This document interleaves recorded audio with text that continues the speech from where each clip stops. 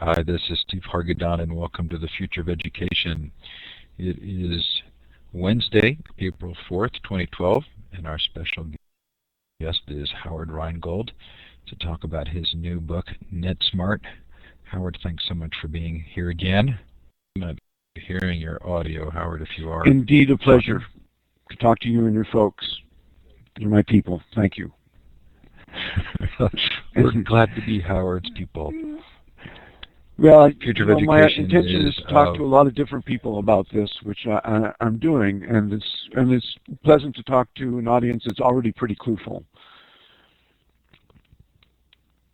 I'm assuming. I hope we are clueful, and I'm sure that we'll become increasingly so as the event goes on. Future of Education is a Web 2.0 Labs project. Thanks to Blackboard Collaborate for providing this room. We are celebrating the 5th anniversary of Classroom 2.0 with a number of really fun activities, one of which is Ed Incubator. Our first Ed Incubator group is the PBS NewsHour, getting feedback from teachers on their projects. We also have a book project, the Classroom 2.0 crowdsourced book. We've been getting incredible submissions. If you're interested in contributing, and you can be a first-time contributor in any way that you would like to think of, come to classroom20.com and click on the book, and you'll find more information. Also coming up at ISTE, we have ISTE Unplugged, which is our set of crowdsourced shadow activities around the ISTE conference. It starts with an all-day unconference on Saturday that used to be called EduBloggerCon, is now called Social EdCon. It's really a blast. It is free to attend.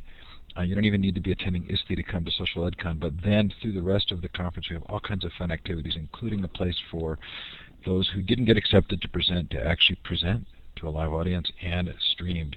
So do come to ISTEUnplugged.com to find out more. Coming up on April 21st is our first ever Social Learning Summit. This is a terrific opportunity sponsored by Discovery Education. We're crowdsourcing sessions, half-hour sessions on the use of social media and Web 2.0 in education. Go to sociallearningsummit.com.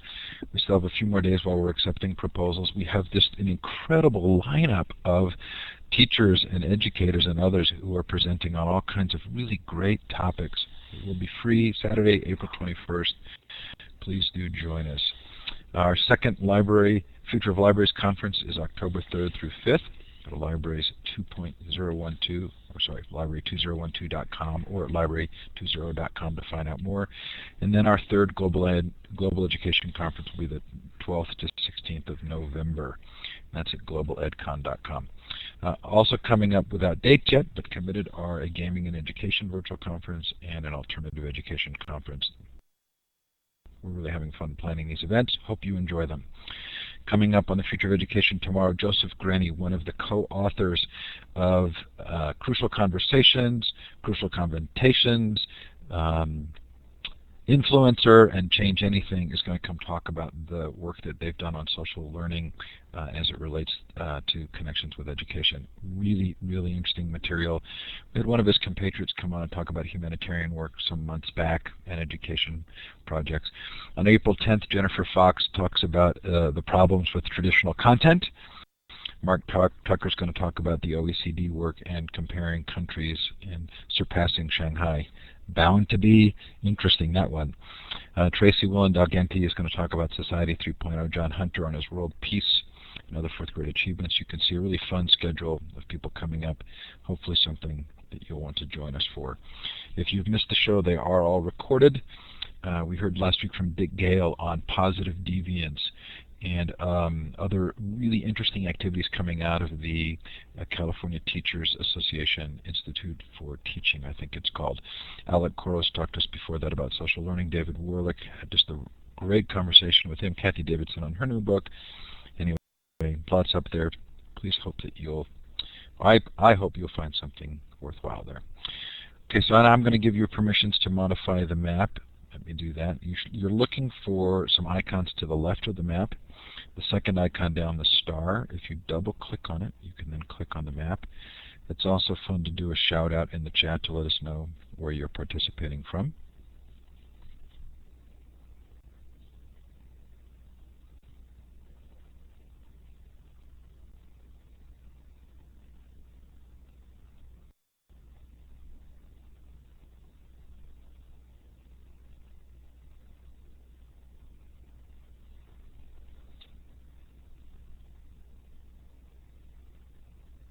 got to be late in Europe. But we do appreciate your attending. New Zealand. Singapore, probably. I haven't looked at the list here. Who's here? Oh, Japan. Yeah, I was a little off there, wasn't I? Oh, and Brazil, always a favorite for me. Well, wherever you're participating from, or if you're listening to the recording, we sure do appreciate it. I love this. So Howard, at the top of the show, before we were actually started, I told you that this is a book that I plan to go through in great detail with my children, my own children. I think in part what I really loved about this book was the incredible depth. This is more than just kind of a primer for those who are interested in what's right and wrong about the internet. There's some incredibly deep conversation here, and I, for one, really appreciate what you've done with this book. I don't think, is it actually out yet? It is out. Oh, I bought it from Amazon, so it is out. It is. It's been shipping for the last 2 weeks, so it's taken a while to get to some places physically. But you can now get it shipped from Amazon, or you can find it in some bookstores.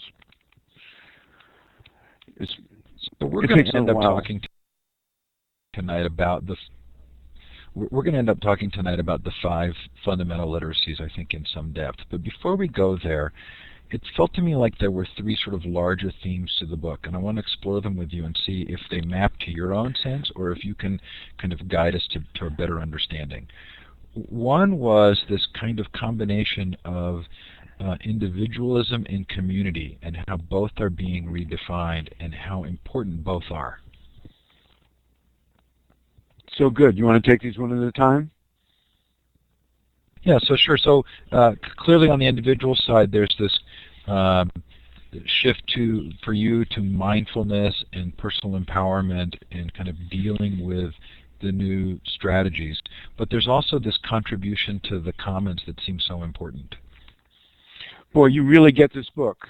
I can't wait to see what the next 2 themes are. But, you know, I think that's what I have perceived to be the most important and powerful axis, that of how am I going to survive, how am I going to do better, and how are we all going to do better. And, you know, from the beginning, from when I started writing about virtual communities in the 1980s, what has excited me is not that it's some kind of hive mind in which we lose our individuality, nor that it's just a lever for self-promotion. It's a way that people can act in our self-interest in a way that adds up to something for others. And I think that is a magical power, the way the alphabet was a magical power. We now have the power to multiply the abilities of our individual minds by the collective. And that doesn't mean that we're getting directions from someone. Collectivism is enforced, but we're all doing this because we're literate. We've learned how to do it, and we're doing it with others online, and we're creating stuff together that individually empowers us, but also adds up to something big. But also, there's just a strictly pragmatic value proposition when you write a book. Reading a book is a big commitment. A person wants to know what they're going to get out of it. And I want to make sure that both of those aspects of it get across. This will help you. If you know this, you will do better. You will be happier. But also, here's how we can improve the commons, the digital commons for everybody by knowing how to do this stuff. So although I'm accused of being an optimist, I'm actually not. I'm hopeful. And what hope means is, well, what kind of tools might we use to solve the problems we face, even though they may seem unsurmountable. And I have to say that the amount of crap and not knowing what the heck you're doing online, and the people who do know what they're doing and who are attempting and succeeding at manipulating others. That's kind of feels disempowering when you look at all that. So what do you do about it? Well, I think spreading cluefulness is what you do about it. Well, I love that phrase, spreading cluefulness. It felt to me like the hope in the book is both a recognition of the potential and the dangers at this moment of time that exist both at the individual and at the community level. It feels like there's an undercurrent of concern in the book. There is an undercurrent of concern, and an old friend of mine once accused me of having a template for a Howard Rheingold book, which is, here are these new wonderful powers, but here are the dangers that are seeking to enclose them. And so maybe that's true, but I think it's also part of trying to perceive technology and our own personal uses of technologies, and particularly our practices with communication media, to look at those things critically and reflectively and not mindlessly. And I think that if you do that, it's clear that there are problems, that social media affords distraction. Maybe you should be looking at and talking to your child instead of your BlackBerry, and that's a dilemma that we all face these days. And then there's just well, you can see I agree so far. I have to say the last chapter of the book took me to a place that I wasn't expecting at that point, but was really, really powerful for me. So there's the potential and danger for the individual, and I think that's sort of a territory that we're pretty familiar with. That last chapter said to me there's a sense of urgency here that we may already have lost some fights with regard to privacy and motives and information. So we really have to band together to start using these tools thoughtfully to combat what are going to be sort of natural commercial and government interests to co-opt the technologies.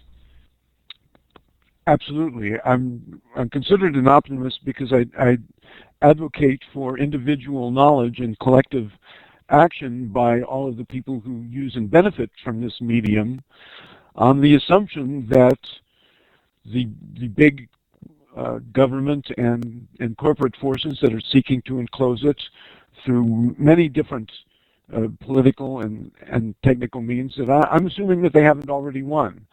And today I was looking back through some things I wrote back in the 1990s. I had a syndicated column called Tomorrow that was about the future, and I ranted and raved in 1994 and 1995 about giving our privacy away. In the book, you'll see at the last chapter, I say that it's really hard to put something in a paper-published book about the latest thing you have to do about Facebook, but you can be sure that they will they will move the boundaries of privacy without asking you, and the default where you have to go change those privacy settings will be buried in your settings. What happens is that people accept it, and it becomes a norm, and the definition of privacy changes. Remember, there's a big uproar about the news feed when it first came out, that being able to know what your friends were doing, that what others were writing on their wall, that was sort of okay. But to have it syndicated so that you could read it on your phone at any moment, that seemed a real transgression years ago, and now everybody accepts that. And so the same thing's true with video cameras, networked video cameras. We now got augmented reality goggles. All of these threats to what we used to know as privacy have been coming for a while, and for the most part, people have not been interested in them until it's kind of too late. So I'm more of a pessimist about the privacy stuff. Yeah, I live in California, for example, where the state legislature has failed 3 times to pass a bill just making it an opt-out, an opt-in for bank customers. The big banks in California can sell your data to anyone legitimately, and it's buried somewhere on the 8th page of your phone bill how to have to opt out of it. But there will always be more force concentrated on keeping the ability to exploit privacy legitimate than there are for the people who object to it, or that's the way it appears. So I think the one place where there is leverage is all of the people who don't know that they can turn off some of those things in Facebook. They may be tracked by others no matter what you do. If your phone is on, no matter whether you're talking to someone, someone with the right amount of power can get to you, know exactly where you are in an instant. That's just a reality. Video cameras recognize who people are. That's the world we live in. In the world online, there are at least some choices about how much you are disclosing about yourself. I think the fundamental issue is how much you know about what you're disclosing.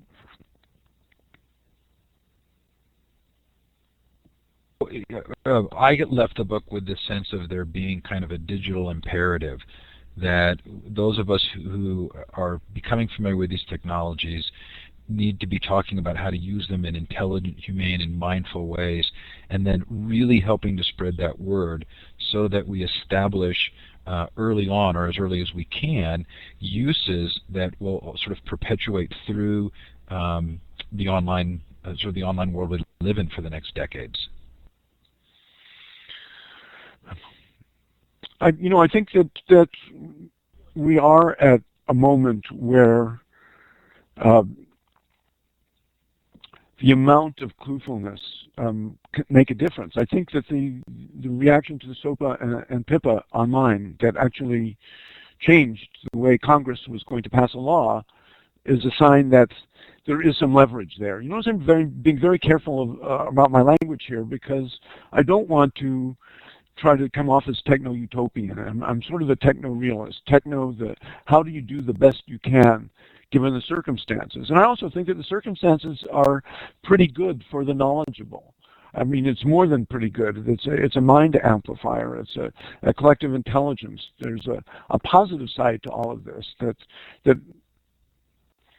I really derive from Tim O'Reilly's Architectures of Participation, when he talked about the way the web affords the accretion of useful public goods that are useful to everybody through self-interested acts. Every time we make a link, or we curate something on a blog or with a curation tool, every time we add a little bit of an intelligence to that flow of information out there, we are increasing the capability of the commons to provide value to ourselves. Although I'll have to say, I was just looking at stuff that I wrote in 1994 about the first spammers, and our worst nightmares back then in 1994 about where this would lead to have been surpassed. And the counter-spam has done a pretty good job of keeping it out of our face. But it's a whole tragedy of the commons that we're seeing unfold.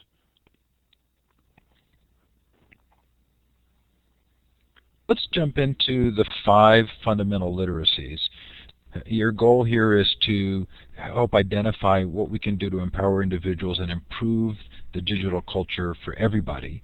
One of the first things that occurred to me looking at the 5 digital literacies fundamental literacies was how important it's going to be to help educators feel an understanding of these themselves in their own lives for them to be able to communicate it to students. This all started for me, started thinking about a prescriptive book when I first started teaching students. So we're all faced with the dilemma between the attraction that social media has on our attention and other things, such as our need to focus for the next 20 minutes, or that's my child speaking to me, I probably should put the BlackBerry down. There are attention issues that permeate our lives, but in the classroom, you stand up and you see the students. In fact, I've got a picture of that with their permission. I took videos of my students. This is really, you can tell, the early years of my teaching, because the chairs weren't in a circle yet. So I realized that they didn't know what it looked like from where I stood looking at them, looking at their laptops. So I made a movie of them, and then I put a camera at the back of the room, again with their permission.